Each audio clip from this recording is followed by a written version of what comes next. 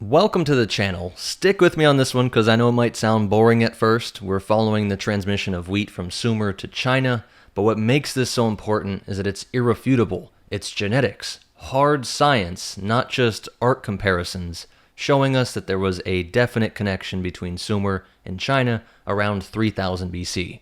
I've brought up before how similar some of their characters are, how their artistic expression or things like memes are so similar, but that often gets dismissed as it just being humans. Humans around the world are going to do human things and come up with similar human ways to express themselves.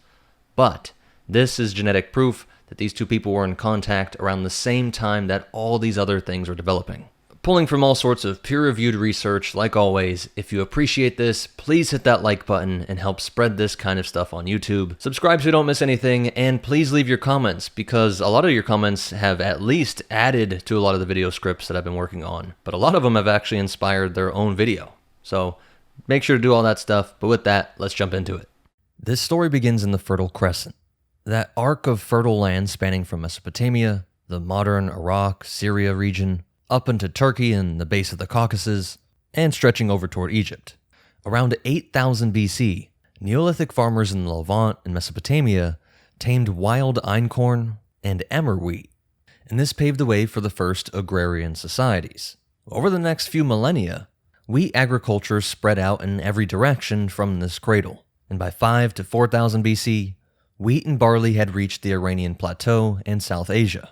Archaeobotanical evidence shows these Southwest Asian grains gradually moved eastward through Central Asia. Sites in present-day Turkmenistan, Afghanistan, and the Inner Asian Mountains, where researchers have found wheat and barley by the 3rd millennium BC.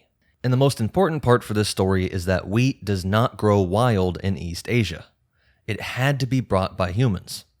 In the Neolithic of China, millet and rice were the staple cereals, and wheat was completely unknown until the late Neolithic. So when archaeologists found wheat grains in Chinese sites dating to the 3rd millennium BC, it raised some obvious questions. How and when did this Western crop arrive here? And more recent studies have provided perfectly clear answers.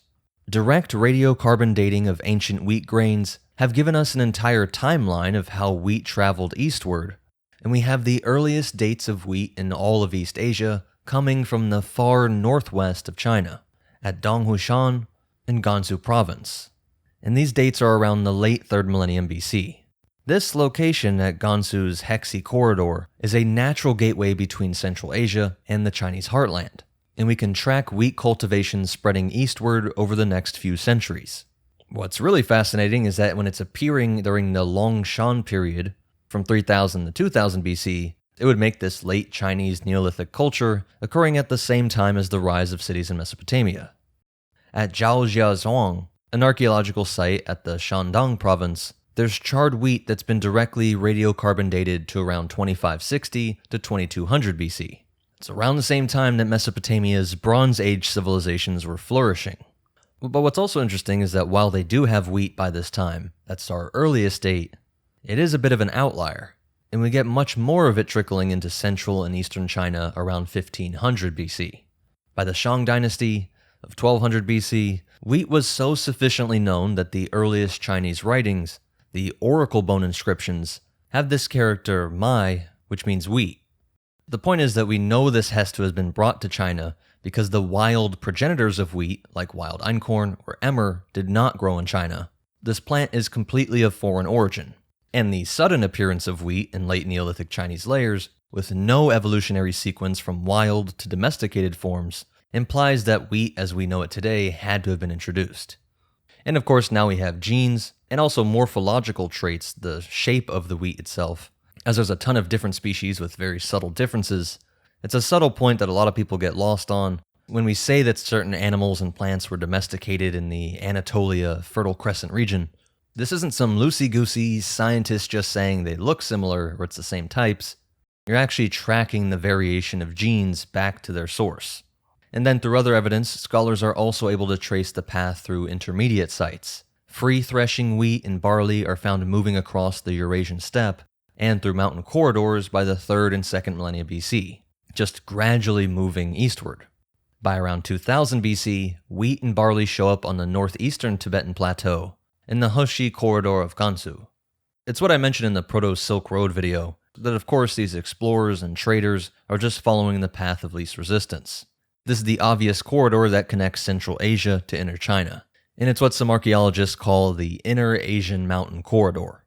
From Gansu, wheat agriculture could easily ride along with cultural exchange into the Yellow River Basin. And so with this theory, you would also expect some aspects of the east moving west, and that's exactly what we do see in Central Eurasia.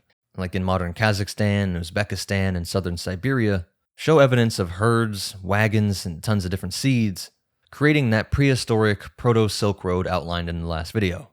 So when wheat reached the Shi-Zhang era societies in China, it's along what would become the Silk Road, but is happening long before silk, before even their written records.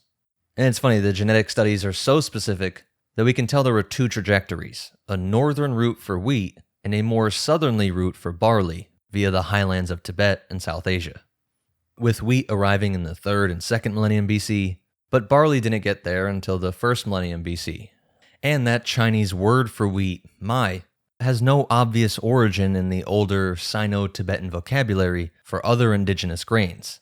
All the data is pointing in the same direction, and this seems to be a loan word picked up along with the crop. The Sumerian word for grain is she, and wheat you might see as zis or shegig, but those are all so different from the Chinese mei that they're not just using the Sumerian word for it. The best I could find that seems to match all this other evidence is the word used in the Iranian and Central Asian area, the Proto-Iranian word mak or maka, which means grain or produce, and the important detail that the Chinese mai has this even older pronunciation with what's called a velar stop, a k sound. So while modern Mandarin is mai, you have Middle Chinese, which is more like maik, and Old Chinese, which might have sounded more like mak. So definitely in the comments down below if you know more about this, especially if you speak languages connected to these. But this pipeline from Iranian to Central Asian over to China could explain this phonetic evolution from mak to mek to mai. But by the Shang dynasty of the 13th to 12th century BC, they are writing about wheat all the time. Oracle bone inscriptions from Shanghai mention the offerings of wheat to ancestors, and so it's not some fringe or rare thing. And it's believed that with the early Chinese farmers, wheat was initially a winter harvest grain, whereas millet was a summer crop. And so it could be grown as a winter crop complementing summer millets, basically allowing you to have grains year-round. And I don't know if you heard the point that the Chinese kind of comically bragging that the pasta, the spaghetti, the noodles that the Italians are so famous for actually comes from China. Well, the plants themselves actually come from the Fertile Crescent. These plants, first domesticated by some Sumerians or Anatolian villagers, eventually become the noodles, the steamed buns, and breads of Chinese cuisine. And by the Han Dynasty, wheat had spread so much that it rivaled millet and rice as a staple grain in North China. And again, remember the whole framework here, that it has long been the case that scholars often dismiss the similar symbols or myths of far-off traditions. And so the argument is always very vague, that it's the same human minds, so is it crazy that they came up with the same sort of artistic expressions and similar stories? I, of course, think there's something more going on here, that kind of reasoning conveniently ignores that it's not true that every culture across the whole world has the same symbols, the same mythic creatures or mythic stories. And I think what I'm arguing for is very tame. It doesn't even go against the mainstream points at all. It's just putting data points together.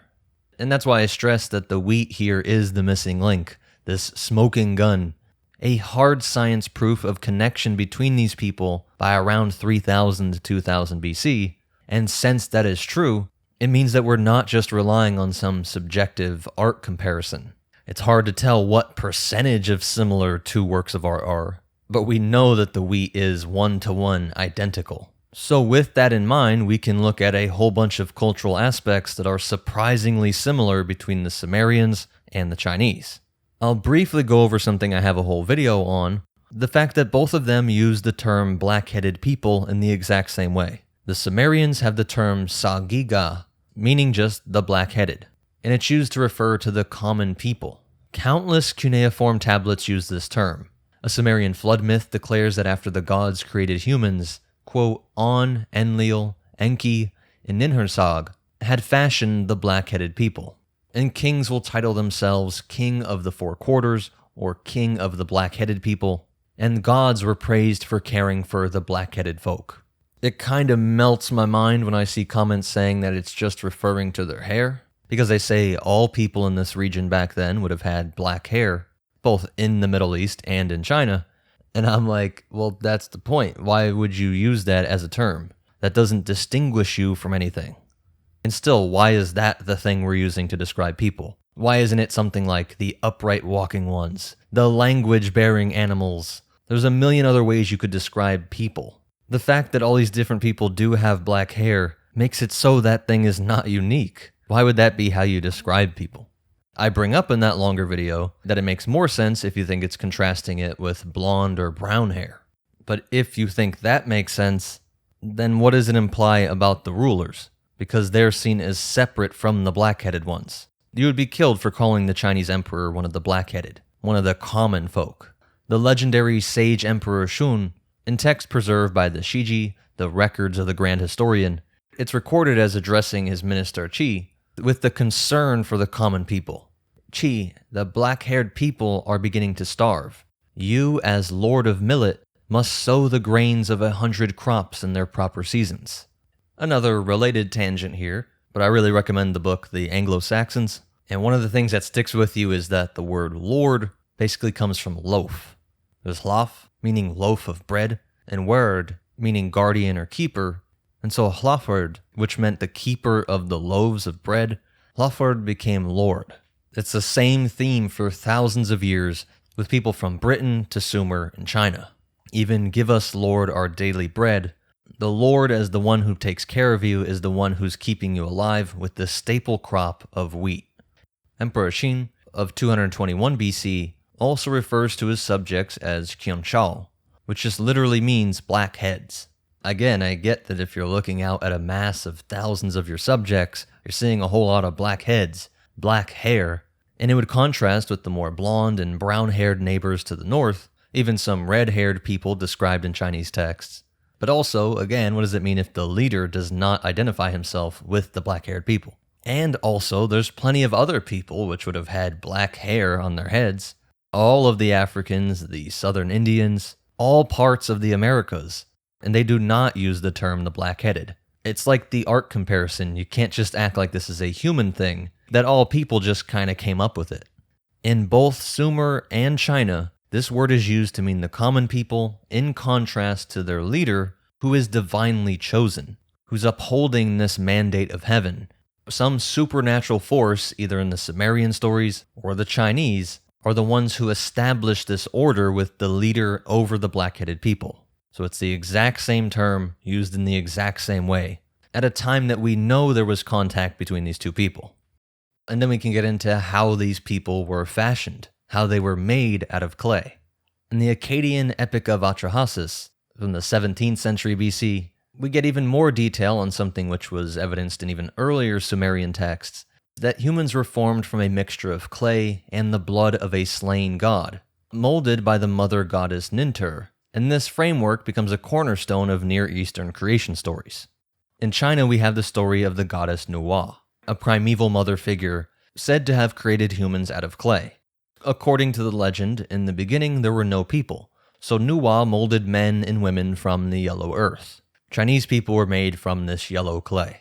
This story was so widespread, later convenient propagandistic retellings of this story say that Nuwa was sloppy in her work, so she used a cord to fling mud drops, and those became the common folks, whereas she personally handcrafted clay figurines that became the nobles. It's a dark little shift there in the story.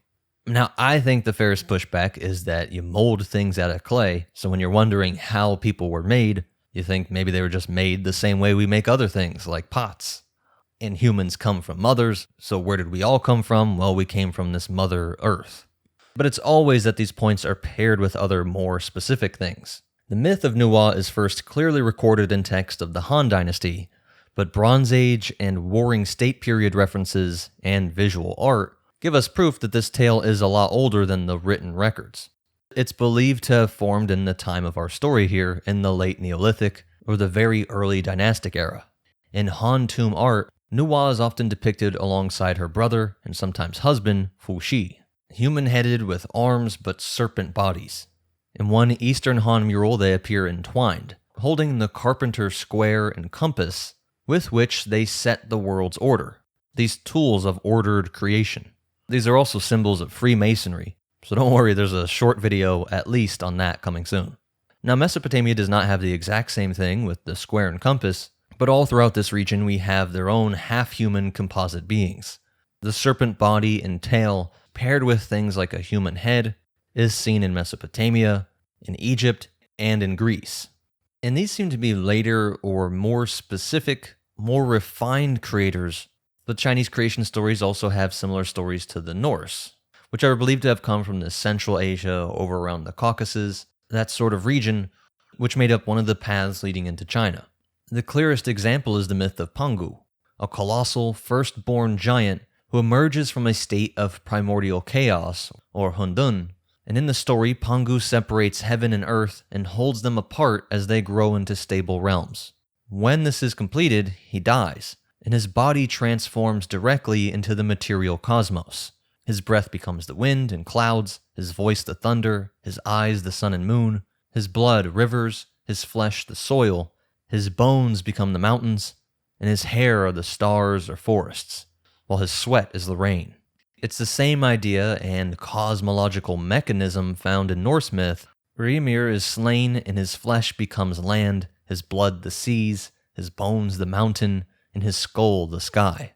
Both Chinese and Norse would have believed that everything we are looking at are the remains of this primordial giant. And then these serpentine figures come in, which have more of a specific relationship with humankind, coming up with practical day-to-day things, giving us technology and social order. It's not surprising that Chinese myths would mirror the Indo-European ones, when they are the bridge between Sumer and China. They were likely the intermediate people, the people actually stretching across this Proto-Silk Road area. And then we can look at flood myths. While similarities are often dismissed as just being the result of the simple fact that all people experience floods, again, it's the specific details. In the Mesopotamian versions, you have the Sumerian flood tablet and later Babylonian Epic of Gilgamesh, where a god decides to send a great flood to wipe out humanity. But a human is warned, be it Ziad-Sura or Utnapishtim, but a human is warned by a sympathetic deity, told to build a boat, and thus survives, becoming the progenitor of a new line of humanity. In China, there are multiple versions, and this is actually more evidence that there were, of course, some native stories, but also heavy influence from foreign people. Because you have the idea of the hero Yu, who with divine aid dredged canals to drain waters, because you have one idea that the great flood of Chinese legend was covering the land for years, until the hero Yu, with his divine aid, was told to dredge channels to drain the water. So you actually have this flooded earth as the starting state, not as some punishment sent by the gods. But then in other versions, you have Nuwa and Fuxi being the two that survive a flood, and then are given a divine sign to marry and repopulate the earth. And then this branches out too. Are humans the direct offspring of their marriage, or did they mold us from clay? A biological product or a technological product? And then we get to one of my favorite points here, the idea of the sages. It's after the flood that legends speak of the 7 sages, these semi-divine beings sent by the gods to ensure humans learned how to live in an ordered society.